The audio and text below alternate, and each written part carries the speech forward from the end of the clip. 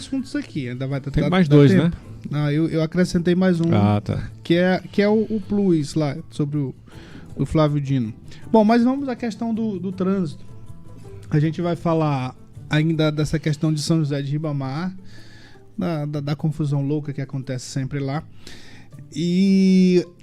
Mas antes, um problema sério que está acontecendo, e a gente vem falando sempre aqui sobre essa situação, que são essas intervenções que o prefeito de São Luís, Eduardo Braide, vem fazendo no chamado corta-canteiro, que as pessoas parece que ainda, os haters, né, parece que não entenderam ainda do que se trata, e aí acabam exaltando a obra do Eduardo Braide, esses corta-canteiros, como se fosse a coisa mais moderna do mundo. O trânsito tá fluindo, tá. O trânsito na Avenida Holandesa, a gente sempre disse aqui, tá fluindo, tá fluindo. Tá indo pra onde?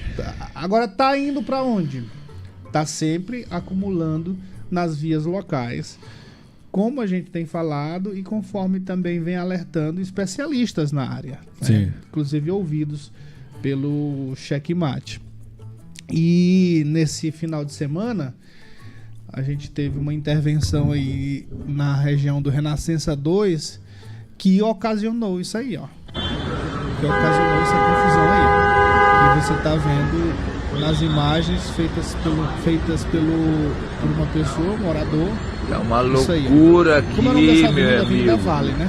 Na O que esquina tá acontecendo aí, ó? É uma avenida Avenida do pequena, Vale. de 4 vias, com duas mãos, indo e vindo, e uma das atitudes, uma das ações do prefeito foi transformá-la em apenas uma via. E pra aí, te ver como é arranjado. Uma mão. Matias, para você ver como é uma coisa arranjada, eles estão aí testando para ver se dá certo. Se fosse planejado, eles tinham tirado esse canteiro para poder dar fluidez de mais carros ainda, né? Porque continua todas indo na mesma direção, só que o canteiro continua por ali. Então ele coloca, vê no que vai dar, se não der, e vai fazendo aquele arranjo todo para ver até onde fica menos pior. Porque ruim, algo que não é planejado não tem como ficar bom. Claro. E aí a gente tem sobre os especialistas, a gente tem um comentário a respeito exatamente disso, dessa intervenção lá no Renascença 2. Porque o que aconteceu? Aqui quando começou, rapidamente, você lembra muito bem, Pedro, quando começou essa história aqui no Retorno do Caolho, e que ele começou a fazer, não sabia nem o que ia fazer, e a gente provou que ele não sabia o que ia fazer, não tinha placa. Primeiro cortaram uma coisa, depois cortaram outra. Fizeram um chafariz, inundou a avenida ali, ou seja, não sabia do que se tratava. Mas enfim, fizeram. E o que a gente disse? Olha, ali vai melhorar. Vai melhorar porque isso aí é uma intervenção que a curto prazo melhora, mas local, só que empurra o trânsito, vai empurrando. Empurra o polho d'água. E foi isso que aconteceu, foi empurrando, ou para um lado ou para o outro, né? Foi empurrando. Aí ele fez as intervenções lá naquele retorno ali da Citroën, depois, por último, agora o retorno Depois teve do Shopping do Automóvel, depois... esse do Shopping do Automóvel.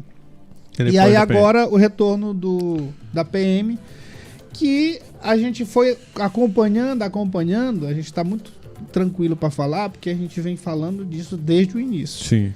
E aí o trânsito sendo empurrado pro centro da cidade e empurrado ali para uma hora cai na beira-mar. Aí, exatamente. E foi isso que aconteceu. E com essa intervenção aí do quartel da PM, o que aconteceu foi exatamente que o Renascença sentiu, 1 e 2, sentiu a força desse trânsito sendo empurrado, sendo escondido, como eu digo, né? Agora, sim, politicamente é interessante que se diga, vi até um comentário interessante na internet, fala assim, o pessoal ali do Renascença tá sabendo que é agora morar em São Luís, principalmente no Anil, né, que teve mesmo tipo de confusão.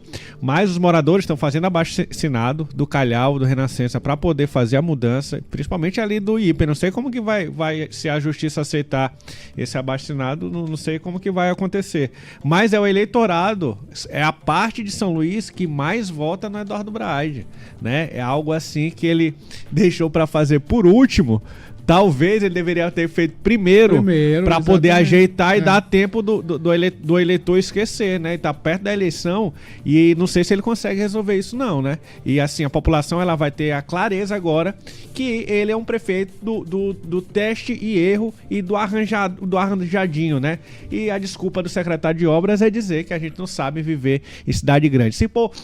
Se a gente morava no interior, eu prefiro continuar morando no interior do que viver nesse inferno que está se transformando o trânsito de São Luís, e principalmente dentro dos bairros, onde crianças ali circulam, o grande problema é esse. Sai do condomínio, vai para uma padaria ali, a padaria São José, se eu não me engano o nome, né, vai comprar um pão e um trânsito totalmente carregado dentro dos bairros. E olha só o que o nosso especialista está falando. Olá, Pedro. Olá, Matias. Em relação a essas mudanças no Renascença 2, principalmente naquele arruamento ali, próximo ao Colégio Crescimento, Escola Crescimento, e o Maple Bear, né? Avenida do Vale, Rua Jornalista Mestre Jorge, Rua Olimpo, etc. O que aconteceu ali? A prefeitura optou em usar uma técnica que é muito utilizada em Curitiba, que é chamada binário. Binário é você pegar uma via que tem duplo sentido duplo, e transformar num único sentido. Bom, isso tem lá suas vantagens, apesar que a gente sabe que isso não resolve o problema do trânsito congestionado. A questão é que essa técnica aqui em São Luís foi aplicada numa localidade errada. Essas ruas que eu acabei de falar, elas são vias locais com baixa velocidade, ela não tem o trânsito de ônibus, que seria indicado para binário, ela não tem um número alto de sinistro, que seria indicado para binário, e também ela não tem um grande nível de semaforização, que seria indicado para binário. Ou seja, aplicaram um modelamento de binário para uma via cujo comportamento dela não necessitaria de binário. Pedro, uma outra coisa que é muito importante, a autoridade de trânsito, ela tem que levar em conta o costume, a linha do desejo. Já falei isso em outros vídeos. Fazer mudanças abruptas em curto espaço de tempo provoca revolta, provoca indignação, porque você mexe com a linha de desejo das pessoas. Você muda o que já está apaziguado dela, aquele trajeto que ela faz quase que inconscientemente. Então, é importante levar em conta isso. Não é só mudar, não é? E às vezes é uma mudança que nem sequer melhora o nível de serviço da rua. Aquelas ruas são vias com a caixa pequena e agora com grande fluxo de veículos. Isso faz o serviço das vias ser um serviço baixo, né? São vias com baixo nível de serviço. Aí aumenta um pouco o fluxo, dá aquela confusão, não é? Tem um acidente, você perde uma faixa de rolamento, o nível de serviço piora. Então, eu sou daquela corrente que prefere fazer as alterações no trânsito, onde elas são necessárias, e fazer pontualmente ali, corrigindo, não é? E deixando o trânsito mais fluido, mais seguro, mas também deixar o condutor contente. E ali é uma área muito residencial e de escola. É muita confusão ali, muito congestionamento mesmo. O nosso especialista está falando é muito do que a gente vem falando desde o início. Quando ele fala da linha do desejo, que é uma orientação com relação para os gestores, para quando eles forem fazer qualquer tipo de intervenção, sempre observar essa questão da linha do desejo. Se a gente trouxer para a questão política, meu caro Pedro, sim, a gente está falando de uma outra coisa. A gente está falando de uma gestão que ouve as pessoas, que ouve a comunidade, que ouve a classe política, que dá voz aos desejos e às necessidades das pessoas. E é exatamente isso que a gente não vê na questão do prefeito Eduardo Brade, na forma de fazer a gestão. É ouvir as necessidades. Pelo contrário, ele faz atropelar leis, atropelar desejos, atropelar aspirações, e entra nos bairros e faz isso que ele está fazendo no Renascença 2, sem observar o comércio, sem ouvir o comerciante, sem ouvir o empresário, sem ouvir os moradores, sem ouvir as pessoas. Nas grandes avenidas, ele já vinha fazendo isso, sem ouvir especialistas, inclusive, né? Sim. Então, sem ouvir a própria gestão, o andamento da gestão, os processos, sem ouvir os processos, porque ele não pode simplesmente chegar, invadir um terreno, como ele fez aqui na São Luís, Rei de França, e fazer do jeito que ele quer. Não pode fazer isso. E na holandesa ele fez a mesma coisa, invadiu, fez o pedido, eu nem sei como está isso aí, mas ele fez o pedido para usar o terreno que é do FEPA praticamente no dia em que ele começou a obra. Ou seja, uma demonstração de que não existe preocupação com o planejamento, não existe preocupação com a transparência, sobretudo. É isso que a gente está falando aqui. O trânsito está fluindo? Ele tirou os retornos, o trânsito está fluindo na holandesa? Tá. Mas a que custo que tá funcionando e como ele fez isso? Existem leis. E o que a gente percebe é que o Eduardo Braide não está preocupado com leis nenhuma. E eu acho que, segundo alguns especialistas, parece que a única lei que ele está preocupada é com a lei do retorno. Vi isso, por isso que ele está tirando todos da cidade. Acho que é só isso, deve ser isso, Mas né? preocupa que a lei do retorno não falha, viu, Eduardo Braide? O que você está fazendo aí com o povo, ele irá responder. Não adianta no tirar momento os certo. retornos. Não adianta, não é que ele volta. Até o retorno pode voltar. Numa dessa aí, claro. se a justiça mandar voltar, você vai ter que colocar o retorno ali do quartel de volta, se bem que tá preservado, né? Ele fez lá não tem um campo de futebol que falava que tinha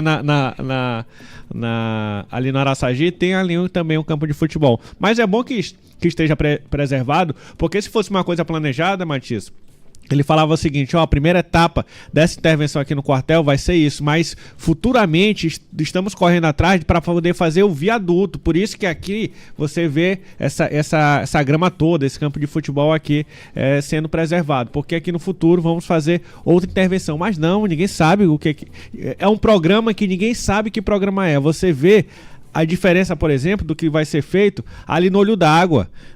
Teve o lançamento da obra, no lançamento da obra mostraram uma maquete, mostraram o custo da obra, mostraram onde vai ser o retorno, mostraram tudo, né? Fizeram uma coletiva de imprensa, inclusive, para poder esclarecer toda aquela intervenção. E um programa dessa magnitude em que ele vende uma mentira, porque não é verdade dizer que é o maior programa de mobilidade urbana que São Luís já viu, é querer apagar todas as gestões da ex-governadora Rosiana Sarney, que fez muita obra importante para poder dar fluidez ao trânsito de São Luís. Quarto Centenário, Via Expressa, o que mais, Matias? É querer apagar, mais do que isso, meu caro Pedro, o que a gente estava falando há pouco sobre a questão do Sarney, é querer apagar a história do Sarney de fato na área da infraestrutura de São Luís, da ilha de São Luís, que foi quando ele implantou o corredor metropolitano, o anel viário, chamado anel viário. Todas essas avenidas que existem hoje foram feitas nessa época. Ou seja, nessa época se fez investimentos pensando na cidade 50 anos depois. Sim. E aí, o que foi feito lá 50 anos atrás, o Eduardo Braide está desmontando exatamente os retornos, mutilando os retornos dessas avenidas. Isso. E que o recomendado, segundo especialista, não é isso. O recomendado é potencializar, o termo que eu uso, é otimizar esses retornos e, segundo os especialistas, fazendo elevado, fazendo pequenos túneis. Isso sim, isso é otimizar o que a gente tem, não é desfigurá-lo. Isso, desmembrar, né? Que é o que ele estava fazendo, desmembrando esses retornos, espalhando o retorno, fazendo uma alusão.